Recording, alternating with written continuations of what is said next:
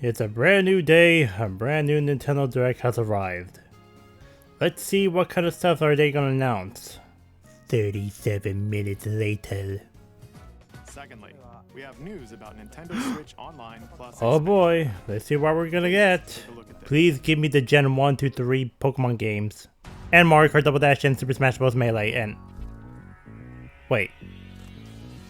Coming to Nintendo Classics. Virtual Boy. I'm sorry, who asked for this? Play Mario's Tennis. How's it going everyone? Manny of the Game Manny channel here and welcome to another video. So it's been quite a while since the recent Nintendo Direct we had.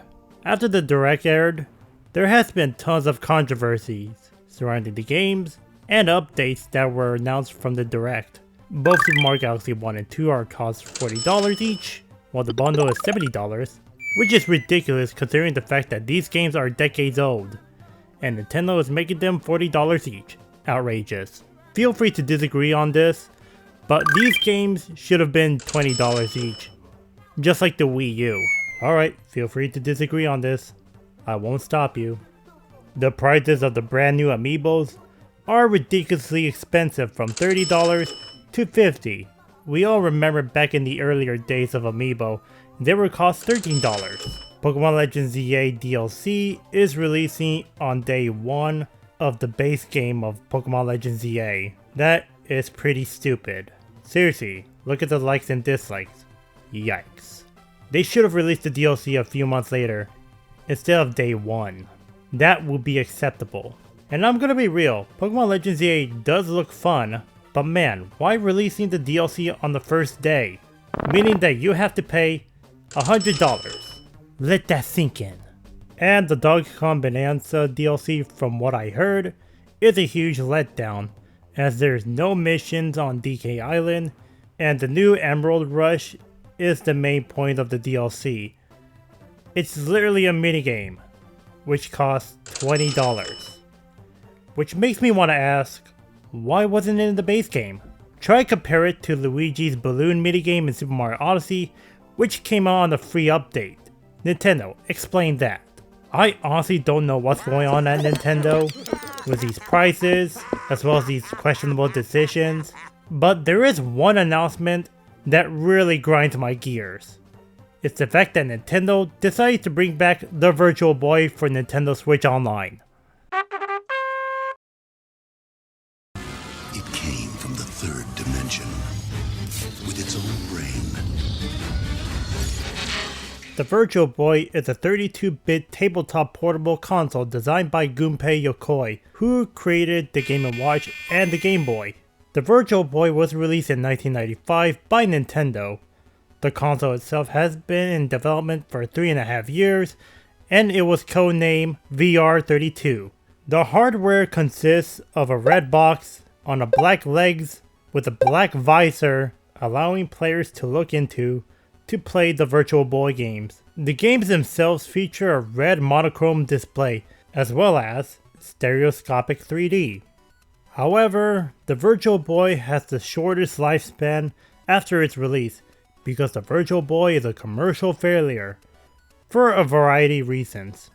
The prices are too high, being $180 on release day, having an unappealing red and black display, which leads to headaches, dizziness, and eye strains. And good thing I never had experience with the Virtual Boy, because I was never born at the time of the release. Interestingly, the Virtual Boy never got released in Europe and Australia, which is likely due to the commercial failure. And because of the commercial failure, the Virtual Boy was discontinued after a few months in Japan and a year in the US. The Virtual Boy has been sold 770,000 units, making it the lowest selling Nintendo console, with the second lowest being the Wii U with 13.6 million units sold. Then a year later, the Nintendo 64 was released with better 3D experience such as Super Mario 64, The Legend of Zelda Ocarina of Time, and onwards. But many years later, the concept of a stereoscopic 3D was later revived with the release of the Nintendo 3DS in 2011. Prior to the discontinuation, the Virtual Boy only released 22 games in its lifespan. Games including Mario's Tennis, a game before the actual Mario Tennis on the Nintendo 64, Mario Clash, which is basically Mario Brothers but in 3D, Virtual Boy Wario Land, which looks like a good game. Sadly, it's stuck in the Virtual Boy with its horrendous red monochrome display. Sorry Wario, the Virtual Boy is not an ultimate classic system, but Wario Land 4 will always be the greatest achievement. Then you got some other games like 3D Tetris, Nestor's Funky Bowling, Waterworld. Surprisingly, no games from The Legend of Zelda, Donkey Kong, or Metroid has ever made for the Virtual Boy. Even though the Virtual Boy was a commercial failure, it doesn't stop Nintendo from including Easter eggs in later games.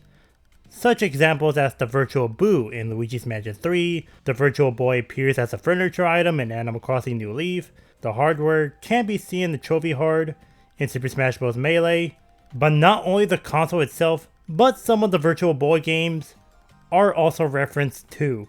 The only thing I can find is the Mario Clash microgame in WarioWare Inc. and Mega Microgames, and WarioWare Gold, which that microgame really bothers my eyes. So I turned on the grayscale display in the Switch settings.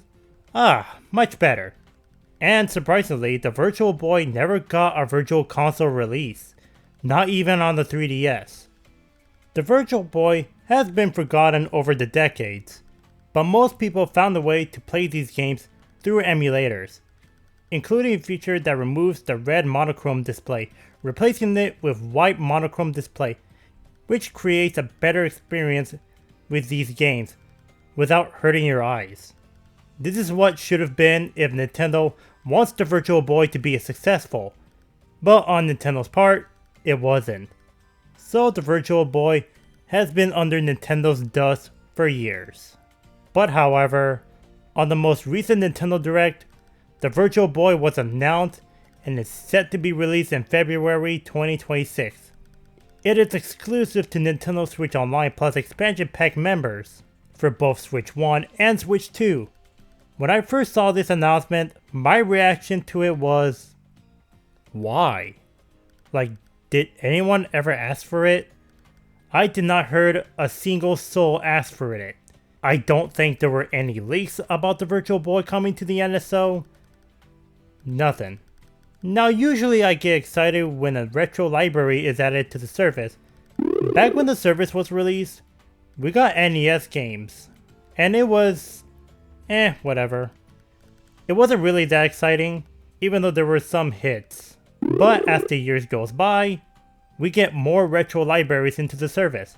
SNES, Nintendo 64, Game Boy, Game Boy Advance, Nintendo GameCube, hell, even the Sega Genesis is also included, making the service more promising, although the expansion pack has a very questionable pricing at launch, and the Nintendo 64 emulation had several performance issues. And then 2026, we get Virtual Boy, by far the worst addition to the service, and I'm not even gonna bother with it.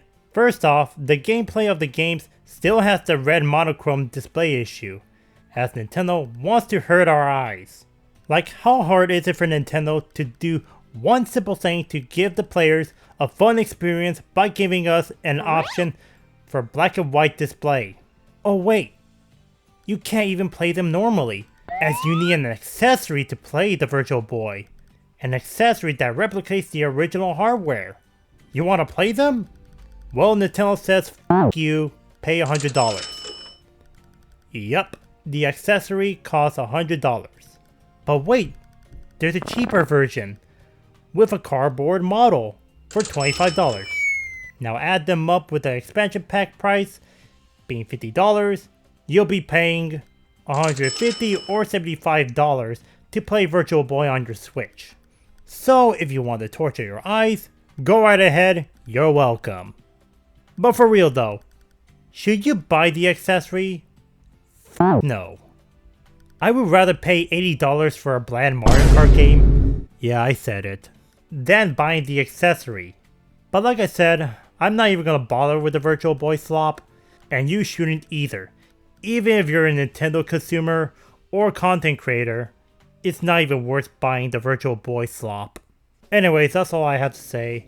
I can easily predict that the Virtual Boy is going to flop like in 1995. God-awful red monochrome display, expensive accessory price. If I ever want to play Virtual Boy games, I would just play on the emulator. But that's just my personal take. What do you guys think about the Virtual Boy on Nintendo Switch Online? If you enjoyed this video, be sure to give this video a like, and feel free to drop your comment about your personal thoughts about the Virtual Boy. And if you're new to the channel, if you want to watch content like this in the future, please, why not consider subscribe? It really helps out the channel. So with that being said, I'll see you guys in the next video. Goodbye, take care, peace.